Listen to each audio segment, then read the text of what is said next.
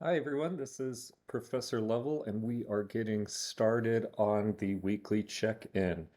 Um, the way this goes generally is I am going to go through the lecture, explain the theories and the ideas from the week, kind of give examples.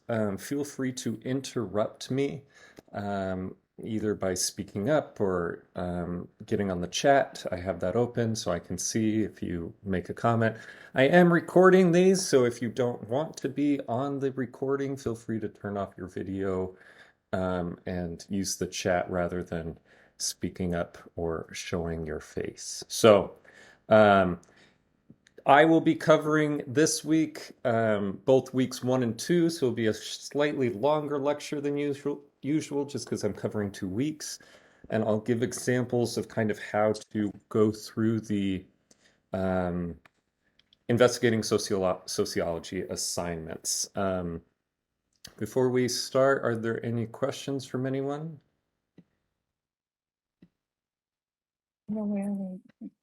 All right. Okay, so let's get into it. We're going to start with the sociological imagination and the second sight. Now, as many of you noticed on the discussion board, these do have fairly similar ideas on how to use them and what they are.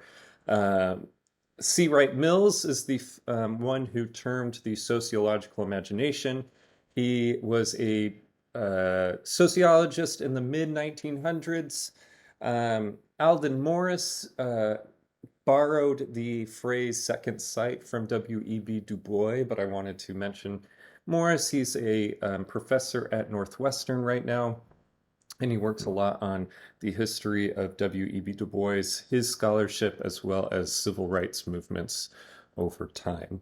But the sociological imagination, as we've discussed, is largely just being able to understand an individual circumstance and relating it to social issues, history, organizations, and institutions. So it's connecting troubles to issues. Now, troubles don't necessarily need to be negative.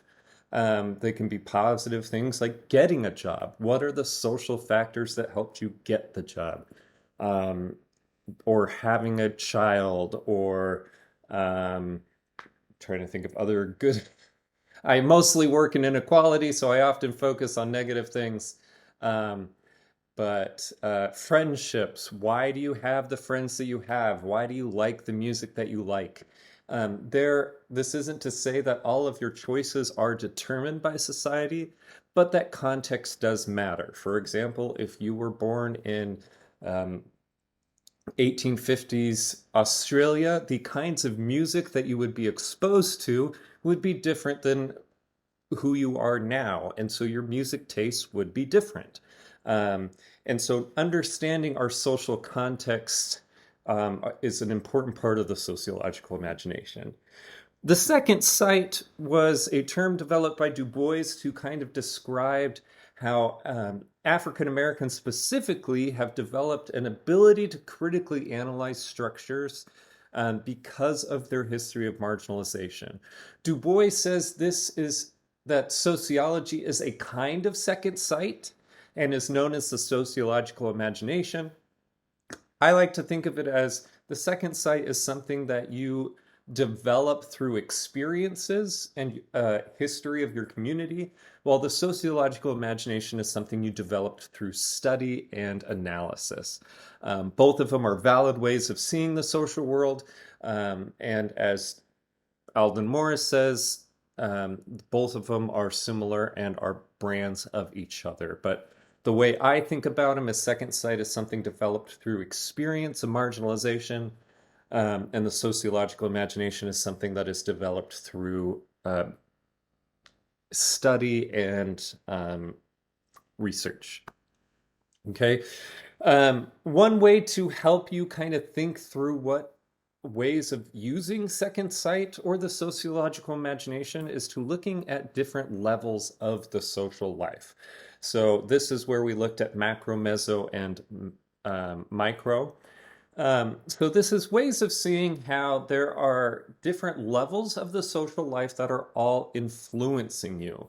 So when we're looking at macro levels, these are large systems. So economies, religions, cultures, healthcare, and they are they are organizations or enforcements of social norms.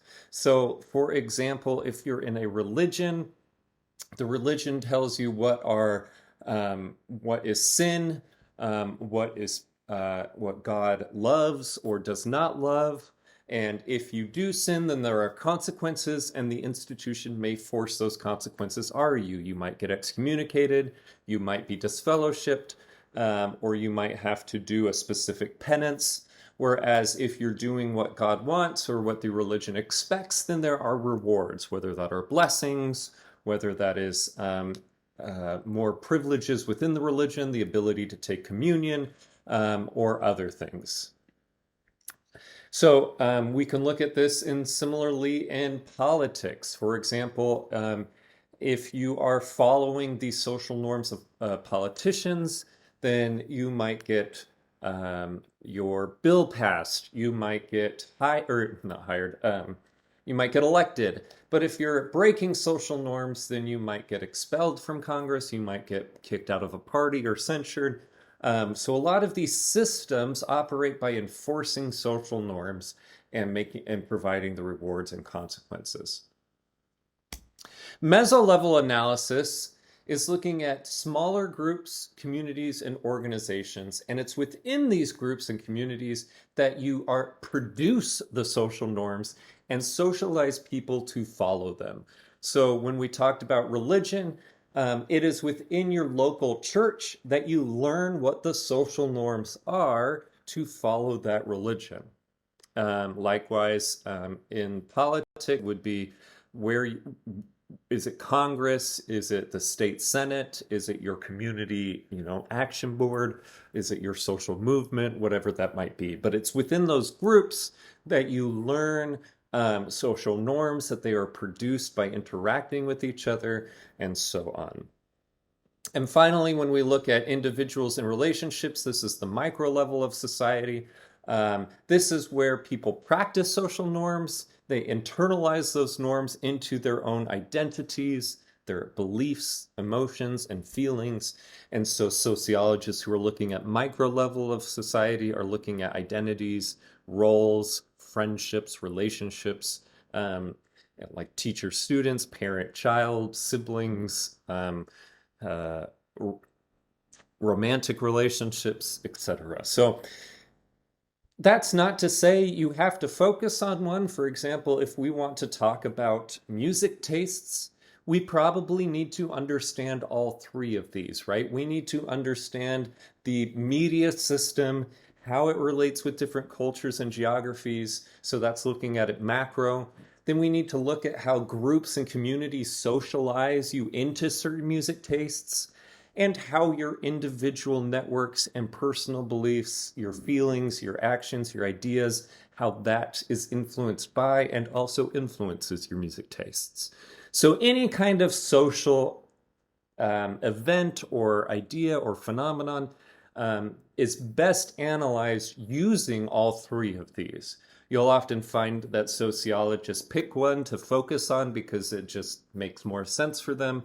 But you'll largely see within this class, we'll try to explain how a single phenomenon or a single issue has both, or has macro, meso, and micro elements. Are there any questions before I move on? Okay. So let's go into the actual theories. Now, there are so many different theories that sociologists have about how the world works. I chose 4 that I think are relevant and helpful for our class, for our situation in the current, social environment. But like I put in a chapter or like a folder on Blackboard that also includes people like Weber, Ida B. Wells, Jane Addams, so feel free to look at those. But we will be going through Durkheim, who is seen as the father of sociology, Karl Marx, who most social scientists are looking at, or at least responding to, even if they disagree with Karl Marx, And then we have two foundational members of American sociology, Anna Cooper and W.E.B. Du Bois. So what is a theory? Basically, a theory is a way of trying to explain how the world works. A lot of sociologists will talk about how this is kind of like looking through the world through a different set of glasses or lenses to see something different. And so by the end of this, we should be able to see the world through a couple different ways. And the reality is, especially with social life, because it's so complicated, that each of these theories probably play some part of a role, and that we need to understand as many ways of looking at the world as possible to get the most well-rounded reality, right? Just an example. So theory of gravity as a theory is explaining why an apple falls from the tree. Social theories might do similar things like why is poverty concentrated in the inner city? Why do men typically get higher positions in corporations than women? What are the theories that might explain that? So just because there is a theory doesn't mean it's true. You need to empirically test it, meaning you need to gather data, provide proof that it actually is functioning in the real world. And so after this week of theories, and a lot of what we'll be doing throughout of the semester, we'll be looking at that empirical data. We will be looking at what is the evidence that sociologists have provided to back up this idea of how the world works. So theorist number one is Emile Durkheim. He is largely considered the father of sociology because he created the first sociology department in Europe. He was French. And he tried to say that social life functioned exactly the same way as the physical life. So that if we do science the same way physicians or chemists, or physicists, not physicians, physicists and chemists do physics and chemistry, we can do the same thing for social life, and we can find laws of social nature that determine how people move through the social space. He argued that there are things called social facts, and these are the things that sociologists study. Just like physicists study atoms and particles, chemists study molecular bonds and reactions, biologists study living beings and how they grow and evolve. Sociologists study social facts. And he defines social facts as having three parts to them. First, it's a way of acting, thinking, or feeling that is external to the individual, and I'll explain what that means in a second, and constrains the individual. So if you remember from reading, he was saying it's not like eating is a social fact because that is something you just have to do to survive. That's a biological necessity. However, there are many ways of acting that aren't biologically necessary, but they are things that we instinctively do because we are pressured by society.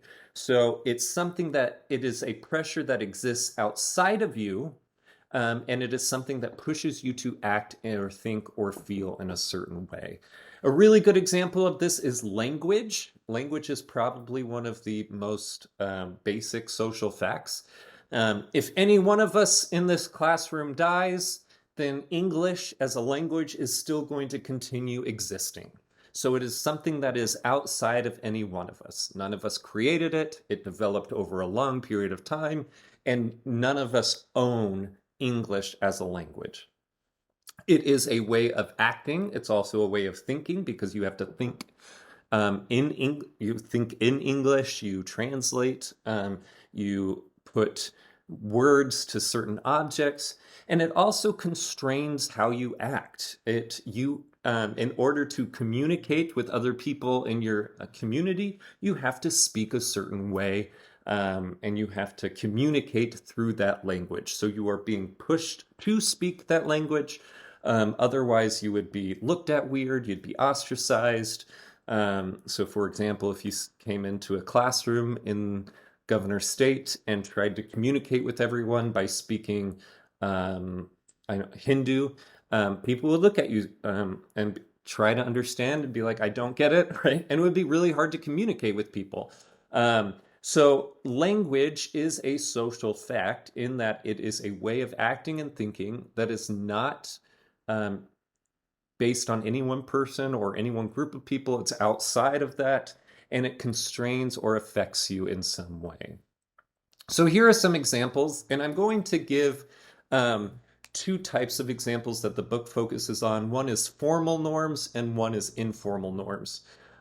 Formal means that it's been written down, it's official, the society actively enforces it, whereas an informal norm is something that has kind of just developed over time and becomes just a normal way of life, even if it's not like legal or regulated in a specific or formalized way. So one way of acting that is a social fact that is formal are any laws, right? Driving on the right side of the road, crossing the street when the light turns green, not murdering people, not embezzling. Those are all ways of acting that are external to the individual and constrain you to act in some way.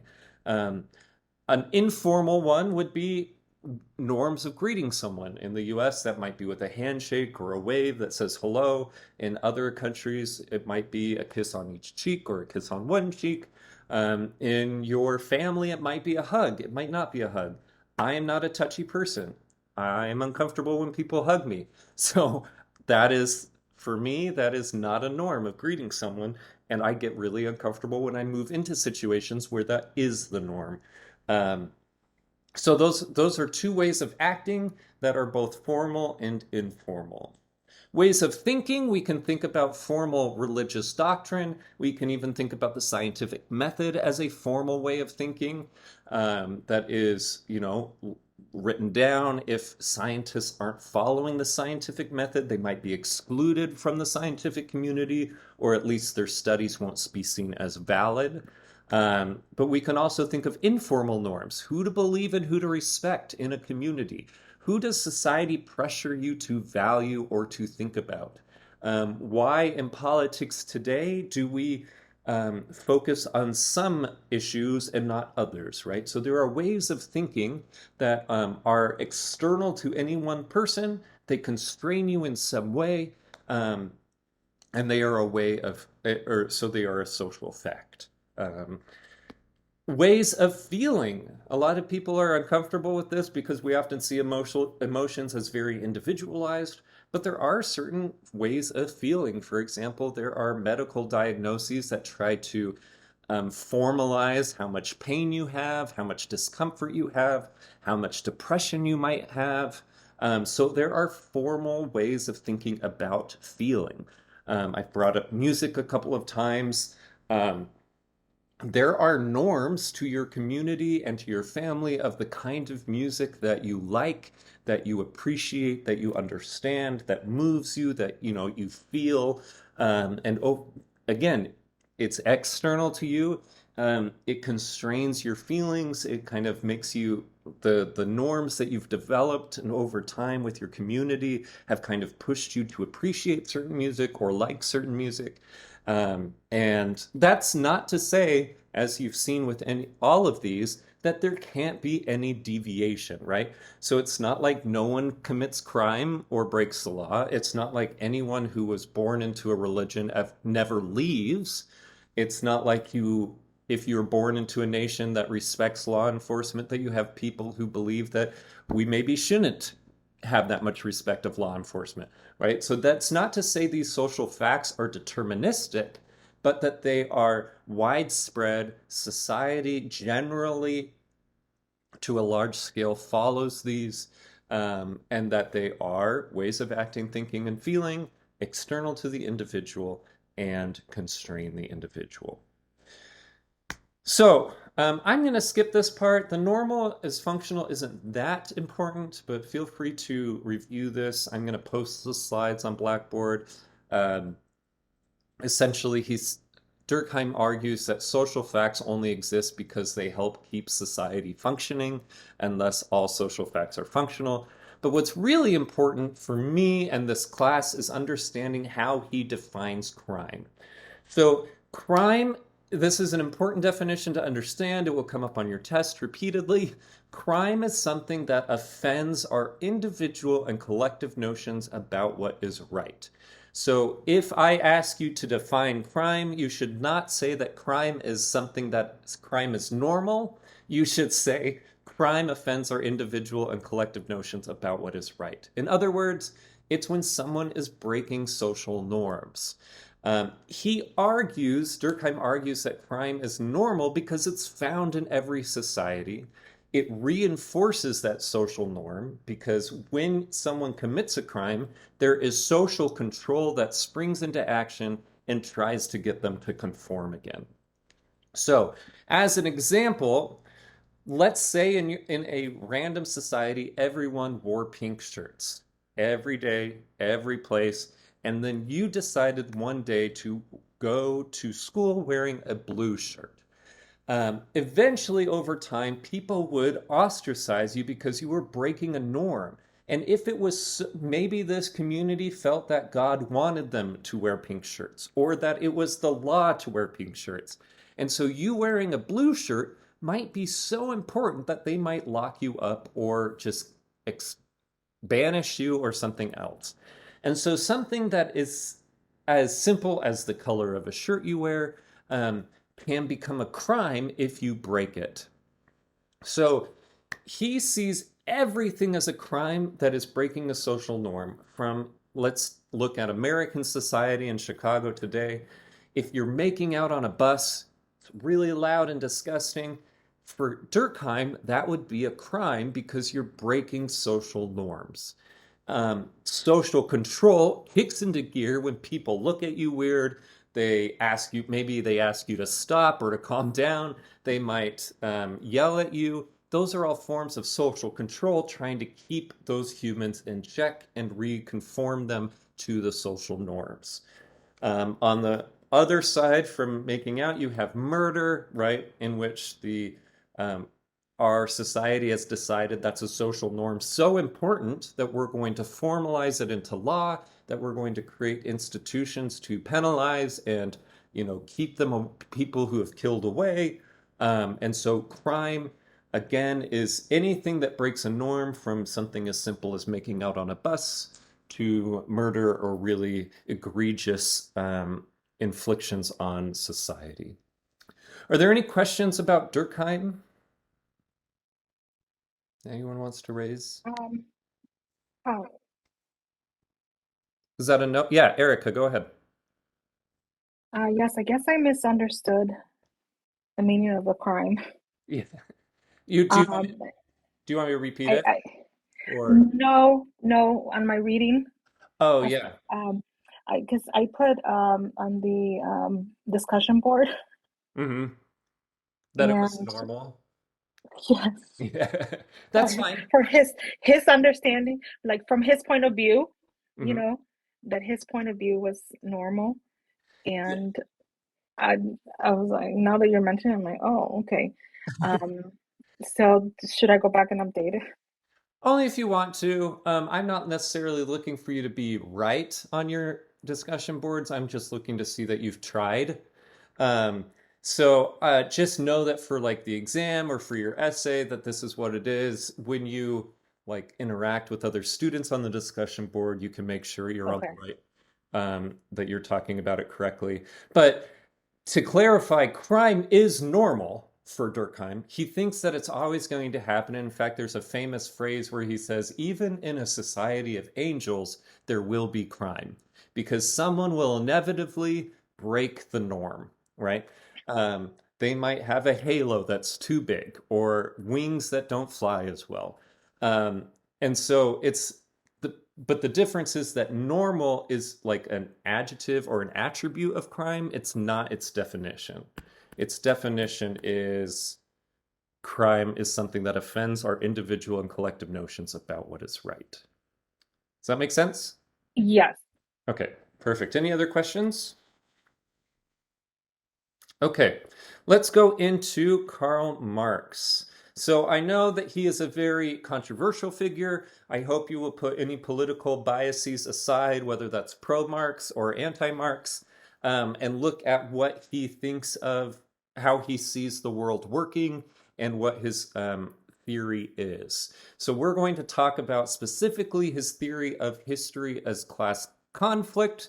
We're going to talk about how he sees the economic foundation of a society as the modes of production, and then get into how he sees capitalism as a specific mode of production that creates that continues to create class conflict. So let's start with mode of production. A mode of production is a way a society is organized economically. So that is the definition of mode of production, the economic makeup of a society. And he says there are two parts to the mode of production. First, there is the means of production, which include all of the materials you need to produce something, to create. So this could be land, it could be lumber, it could be the tools, it could be the factories, any of the things you need to actually create your product.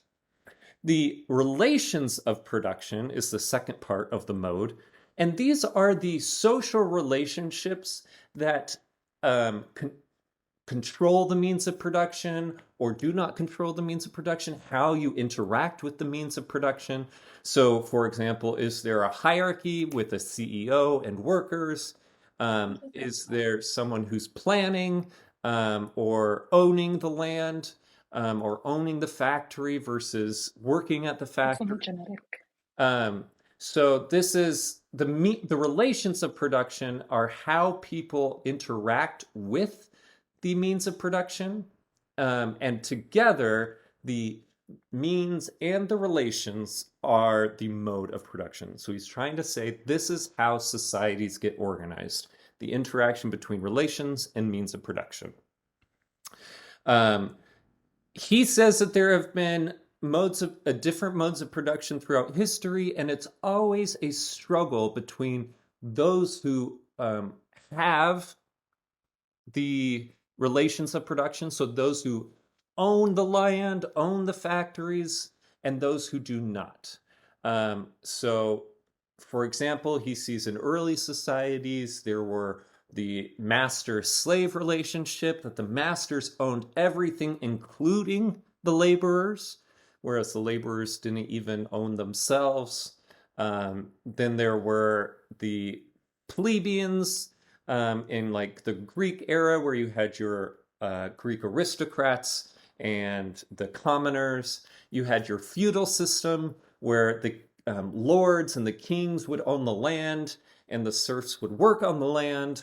And today you have your capitalists and your workers. So the capitalists are those who own the means of production. They own the factories, they own the land, they own the materials, and the workers have to sell their labor to the capitalists in order to get money to survive. So he sees again a class conflict between those who have, or the capitalists, and those who have not, the workers. And he sees an inherent problem with capitalism, and this is based on profit. Marx doesn't feel like people are inherently greedy. He argues that capitalism makes you greedy because of the way the system is set up. Capitalism pushes you to consistently gain profit. And one of the reasons is because if you don't get enough profit, a bigger factory or a more wealthy person will come in and buy you out. They will take you over, or they will squeeze you out of the market. So we've seen this time and time again with Amazon, with Walmart, with these gigantic companies that either buy up smaller companies or they squish them out of the market. And so the way to avoid getting bought out is to continually increasing your profit. And Marx, through his analysis, found two ways that employers increase profit. One is through innovation. So whether you can make your items cheaper, whether you can make them faster, whether you can make more of them at a time. But eventually, that some people will get to the point where technology isn't improving anymore, or it isn't making their profit margin increase, and so they result to exploitation. They reduce wages of the working class, and make the people who are working poorer and poorer and poorer. So there are two ways to gain profit: either exploitation or innovation. And he argues that eventually the working class will get so poor that there will be a massive revolution across the globe that will lead us to communism. Because they're so poor they can't even feed themselves, even if they're working all the time. A note that he saw like Russia turn communist during his lifetime and said, if this is communism, I am not a Marxist, or if this is Marxism, I'm not a Marxist, because he believed that communism must be a revolution of the majority, of the massive majority of working class people, whereas every kind of communistic system today has been a revolution of a minority, of either a party or a small group of people that have turned the government into a communist government. And he argues that's not true communism. Communism would be the working class creating a revolution so that the modes of production, the materials, the factories, the land, are owned by the people. Okay, any questions on Marx? Okay, so next, Anna Cooper. Anna Cooper was one of the first sociologists in the US. She was born into slavery and freed during the emancipation as a young person. I think she was in her teens. I'm not quite, or maybe around 8. I can't remember. She graduated with a master's in mathematics. She was one of the first Black women to get a master's degree in the U.S. And then at the age of 56, she started her PhD, and finished her PhD at the age of 65, and was the fourth African American woman to earn a PhD in the United States. In the reading you read, she goes through the history of women's roles throughout societies. So she's arguing this is how women's roles have evolved in society. First, she says there were the pioneer days where men were taking the lead and women were following behind. They were largely seen as a burden, mostly just for reproduction, but not necessarily as equal partners. Then society evolved into a wealth-producing period where women would complement the work of men, whether this was in the home or in other functions like secretarial work, but they were both working together for the functioning of society. And she actually has a lot of criticisms about this time, the wealth-producing period. She says that this is a quote from the reading, "The desire for quick returns and large profits tempts capital oftentimes into unsanitary, inhuman investments, tenement tinderboxes, stifling, stunting, sickening alleys, and pestiferous slums, rich coffers coined out of the lifeblood of human bodies and souls." So she's saying within all of this wealth producing, there is a really bad consequence of terrible living conditions and also moral problems. And she says these are some of the legitimate products of the unmitigated tendencies of the wealth producing period.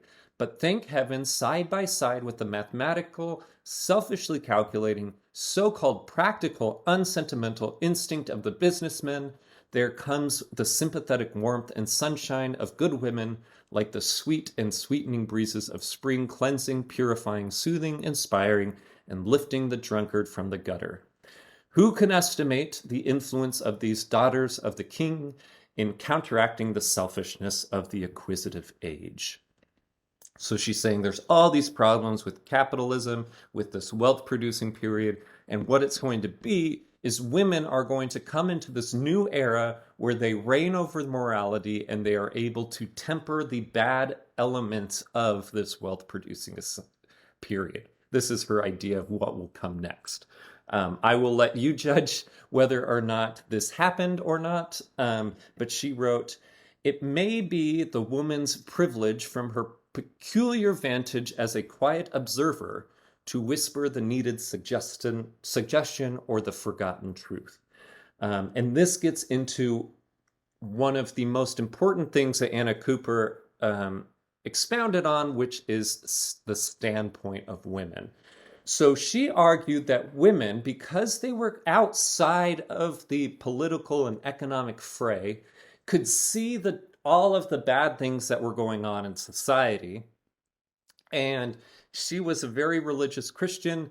And so that's why you'll see a lot of Christian themes and references to God. But she says, because they are away from all of this, political and economic turmoil, that she will be able to see the truth of society. She will be able to see what needs to change in order to create a better society.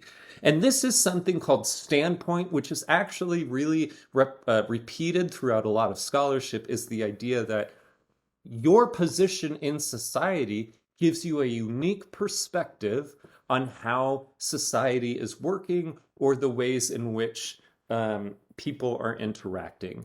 So for Cooper, she's saying because women are outside of the political and economic sphere, remember this is in the 1800s, they are able to better see what can be fixed about those spaces.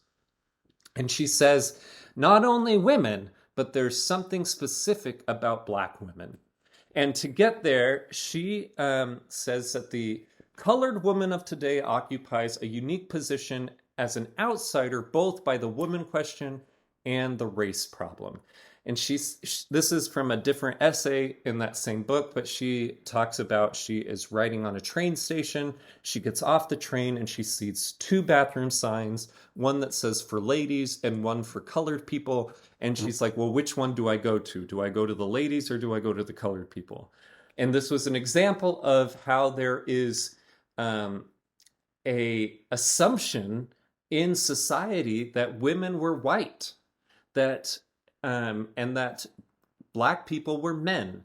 And so there's this like avoidance and just marginalization of Black women largely throughout society because they couldn't conceive of or create a social category for Black women together.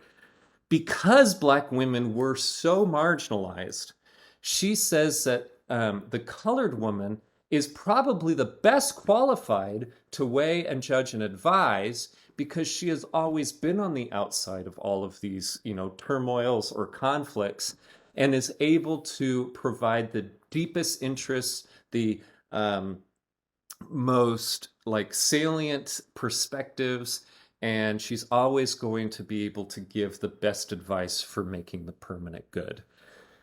So specifically, she then calls on Black women to be those that have the responsibility to lift up both the Black community and the Black race, but also America as a whole. And she says that the colored woman's office or their responsibility is to see that it is a new dawning for Black people in the US. Everything to this race is new and exciting. All of the other races have seen their best day, but for us, the Black folk, what a responsibility to stamp weal or woe on the coming history of this people, and may she see her opportunity and vindicate her high prerogative. So she argues that because Black women have been marginalized, they have best seen how to fix the problems, and that now that, this is the time of right after emancipation, that Black people are getting more rights, they're getting their freedom. She's saying now that we have a history to start in this new country, it is the Black woman who is going to guide us to either weal or woe in terms of our history. Are there any questions on what Cooper was saying? Okay. Last one is W.E.B. Du Bois. He comes shortly after Anna Cooper, but he did found the first American School of Sociology in Atlanta, and he was probably he, he was largely forgotten by sociologists after the like in the late 1800s to the 1960s or 70s because of racism. He was pushed out of the academy. They didn't take him seriously.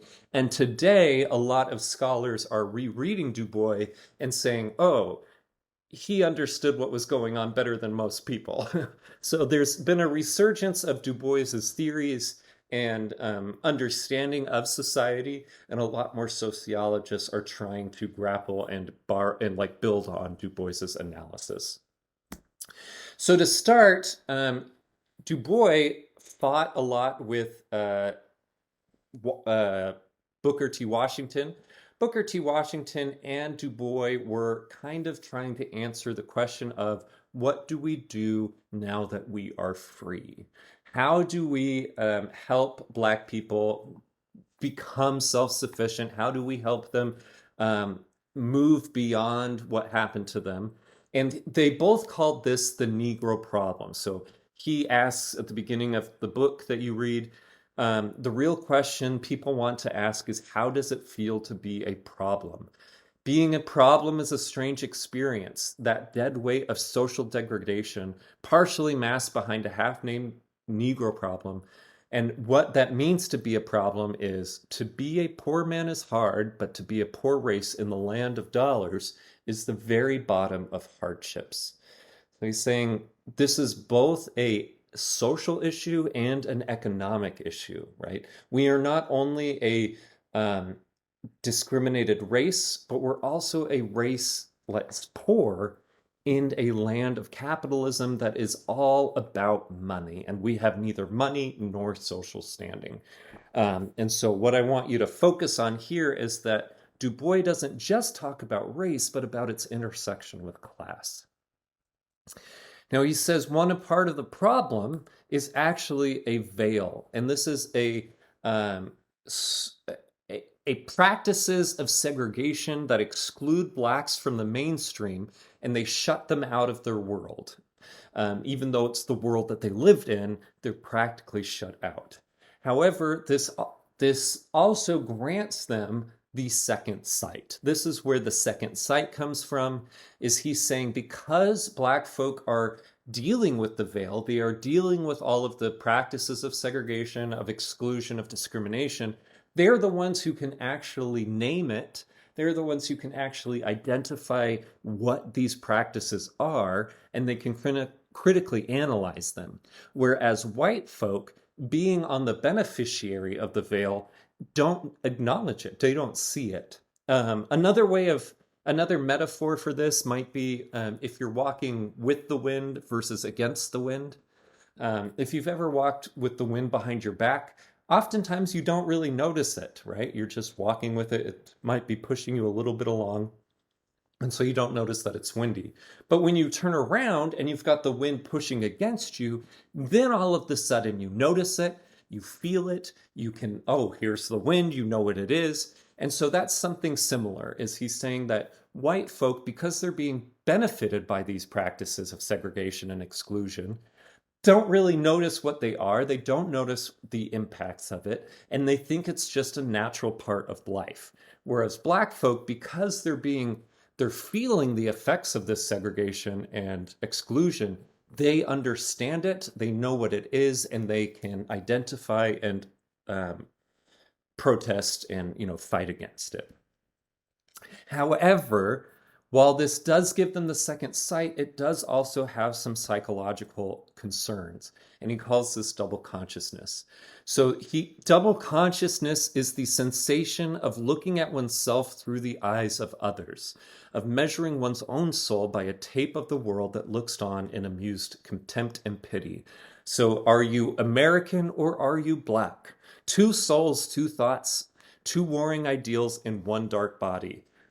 This, I think, was really well explained by James Baldwin in the 1970s when he said growing up he loved to watch Western movies. If you're unfamiliar with James Baldwin, he is African American. He says as a kid I loved to watch um, westerns, and I love to cheer on Gary Cooper and all of the sheriffs or the outlaws who are like fighting the Indians. And he says, but it was a really terrifying moment when I started to realize that I was African American, that I was not white, and that really I was the Indian, that I was the excluded, and that Gary Cooper was going to kill me. He wasn't on my side. And so we talked about how there was this struggle then of, well, what am I? Am I black or am I American, or is that impossible? What do I do with it? So the double consciousness is this idea of when you are in a society or a culture and you occupy a marginalized position, you are both seeing, you understand who you are, but you're also seeing yourself through the other's eyes. And it's really hard to reconcile those two ideals. And he says they're warring within you, and only that person's strength alone is keeping them from being torn asunder. Are there any questions about Du Bois?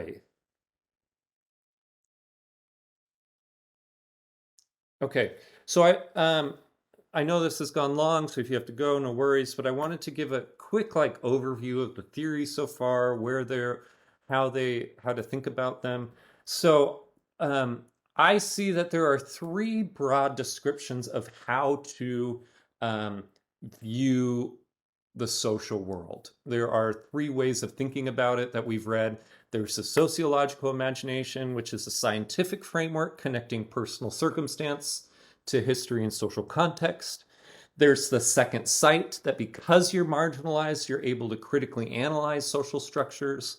And there's standpoint, because, and this is very similar to second sight, but those who have a peculiar vantage point are able to critically analyze social structures from that vantage point.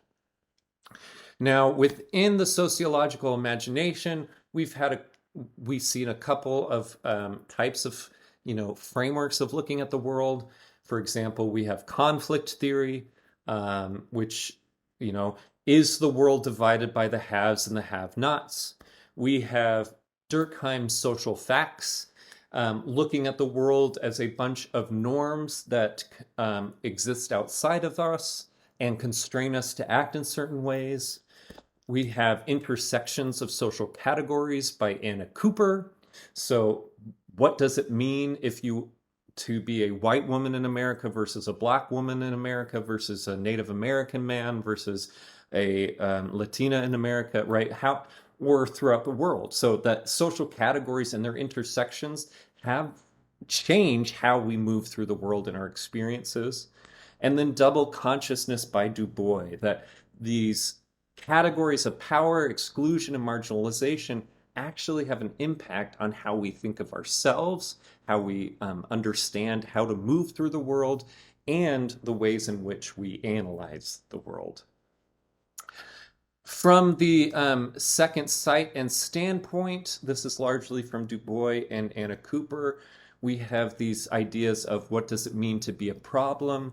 We have Cooper's idea that colored women are responsible for the progression of the black race, and that they're, because of the standpoint, because of marginalization, people who are marginalized have the ability to better critically analyze social structures. So that's how I would kind of categorize where these are fitting, how they interrelate, and kind of put them all together. So just to kind of preview what's coming up, remember that your mini group projects are due this Sunday, May 29th. Your investigating sociology assignments, or if you're in my social problems class, your investigating social problems assignment is due at the end of week 3. This is June 5th. You need to interview someone and then write a short essay connecting their personal troubles to social issues. And when I say interview, I mean a very informal interview. You don't need to like sit down and have like a recorded interview, but like, talk to your parents or talk to your friend and I say, hey, what I'm doing a project for my class. We need to start with, I need to understand a personal trouble, a struggle, or a success you've had. So could you tell me about it? And then you need to use a theorist from week 2, whether that's one of the 4 that we learned today, to help you point towards a social issue that helps explain that personal trouble. And so I wanted to give 2 examples of how to do that. So let's say you lost a job, unemployment. Remember, we have to think about how would either Marx, Durkheim, Cooper, or Du Bois think about that experience? How would they start to analyze it? You might explain how Marx would see someone losing a job as perhaps an employer trying to cut costs in order to increase profits. So it's a battle between the haves and the have-nots. You might see Durkheim might be explaining how losing a job was the result of breaking some kind of law or company rule, which would be a breaking of a social norm or a social fact. You might even be informal rules that they didn't understand. Did they not know how to do something yet? And so they were kicked out for that. You might see how Cooper might analyze this as losing a job as a result of intersecting discriminations of race, gender, class, or something else. Um, or you might explain how Du Bois would look at the structural barriers that keep marginalized folks from being in good jobs. So remember that quote, to be a poor race in a land of dollars. So thinking through how might each of these people analyze this situation? What might they look at? How might they interpret it? What conclusions do you think they would draw? On the other hand, we might look at winning the lottery. Remember, sociologists are looking both at what are the social contexts for negative and positive aspects of people's life. So if someone's winning the lottery, how would Marx talk about it? Would he see this as um, a change in class dynamics? Would he see even the creation of a lottery as the way to keep poor people's hopes up while not giving them good jobs, right? How would Durkheim talk about norms and crime? Um, what happens when suddenly you go from the poorer class to the upper class? What norms do you now have to learn now that you're wealthy? How would Cooper imagine using the lottery winnings different for a woman differently than a man, right? If women have a clear standpoint, then what is it that they would do with the money than a man would? What about a black woman versus a man or a black man or a white man or a black man or a white woman? And then how might Du Bois talk about the psychological effects of now being in a different class, right? You used to be poor, now you're rich. How do you see yourself now? What kind of double consciousness would result? So those are some of the questions and the things I'd like you to think about. Really, you're brainstorming, so don't feel like you have to be perfect at applying it. But you do have to quote one of these people and explain how the quote relates to the personal trouble. As you're working through it, feel free to send me an email if you have questions. But otherwise, are there any questions? Anything anyone would like to go over or ask?